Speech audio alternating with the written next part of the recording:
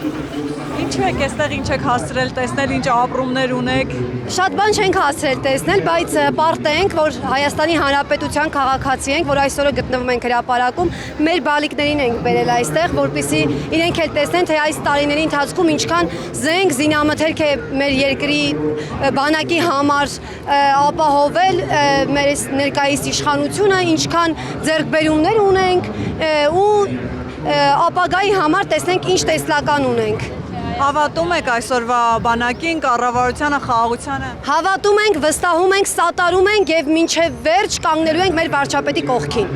Խաղաղության գործընթացը կարևորում եք։ Իհարկե կարևորում եմ։ Խաղաղության գործընթացը ամենակարևոր գործընթացն է եւ ես հիմա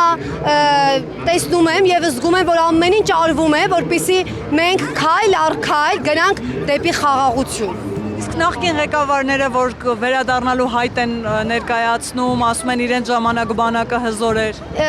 Իրենց ժամանակ բանակը հզոր էր, թե բանակը հզոր չէր, ես շատ փոքր եմ եղել, բայց այն ինչ որ ապրել է մեր ժողովուրդը, այն ինչ որ ապրել ենք այդ տարիներին, ես տեսել եմ իմ ծնողների ցավը ու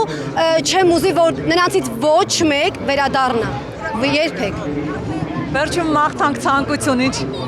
Հունիսի 7-ին ընտրում ենք 016 մեր սատարում ենք մեր իշխանությանը։